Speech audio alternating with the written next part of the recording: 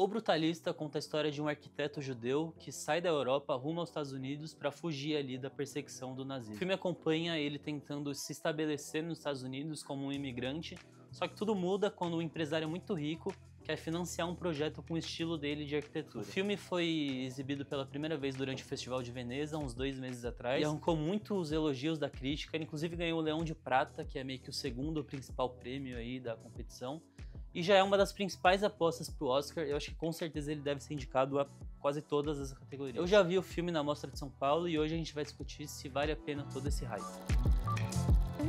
Bom, sem fazer muito mistério, pra mim a resposta é sim. Eu gostei muito desse filme, achei do caralho mesmo. Eu não tava assim com muita expectativa, apesar de todos os elogios, porque eu nunca tinha visto nenhum filme do diretor, que é o Brad Corbett. Nunca tinha visto nenhum filme dele, então eu fui meio que só esperando pra ver o que ia acontecer e me pegou meio desprevenido, assim, achei um filmaço de verdade, e acho que ele é muito inspirado principalmente na primeira metade. Eu digo primeira metade porque esse filme tem 3 horas e meia e ele tem um intervalo no meio de 15 minutos. Eu nunca tinha visto isso numa sessão de cinema, né? Óbvio que alguns filmes aí mais clássicos têm isso, acho que o exemplo mais famoso que eu consigo pensar é o Poderoso Chefão 2, que tem ali o intermission no meio, e esse filme tem essa pausa também, e a impressão que dá é que não é uma pausa ali muito aleatória, assim, ele pausa num momento muito oportuno, tem uma diferença muito clara entre a parte 1 e a parte 2, assim. Então eu fiquei com a impressão de que o projeto desde o início era para ser dividido em dois, que ele sabia muito bem que a parte 1 e a parte 2 iam ter elementos muito distintos uma da outra. É uma premissa interessante, assim, que eu nunca tinha visto, assim, num filme, pelo menos,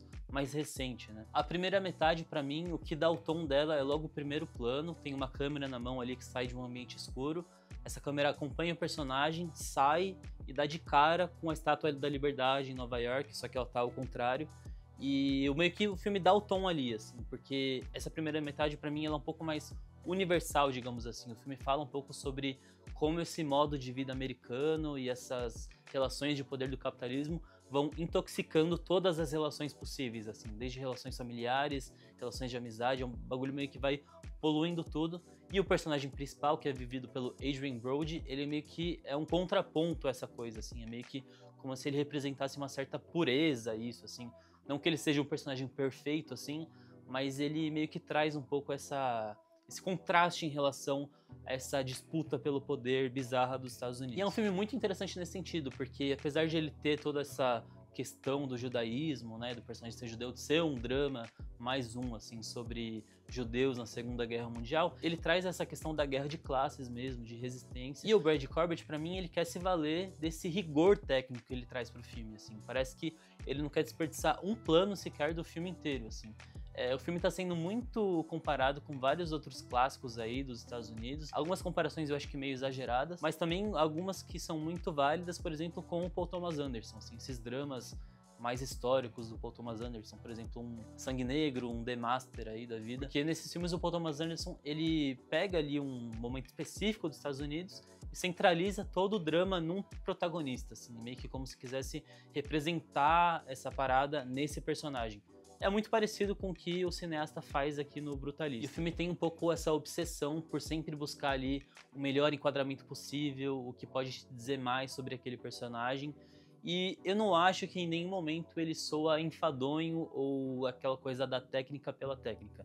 Primeiro que assim, quando o filme tem 3 horas e meia, sempre vai ter um pouco aquela discussão de tipo, será que era necessário? Precisava? Será que não dava pra enxugar, contar mais coisa com menos? Eu não concordo com isso, tipo, eu não gosto um pouco dessa ideia do filme ter que ser muito efetivo o tempo todo e, tipo, ter que ter o máximo de informações e o máximo de coisas que ele pode colocar num menor espaço de tempo. Diretores até como o James Cameron e o David Lynch já falaram sobre isso, assim, de como é importante você dar tempo pro espectador respirar e saber trazer um pouco essa beleza, assim, do filme, só pela beleza mesmo, assim, não porque é interessante pro roteiro do filme. E isso parece o grande desafio, assim, do Corbett nesse filme, e pra mim ele consegue muito bem, assim, parece que é uma experiência sensorial quase da vida e da trajetória desse protagonista nos Estados Unidos. Tem uma cena, por exemplo, que é a primeira vez que o personagem faz um projeto dele ali de arquitetura nos Estados Unidos, ele faz uma biblioteca, e o filme ele dá uma travada no ritmo, ele dá um respiro para aquela cena, é um plano um pouco mais longo.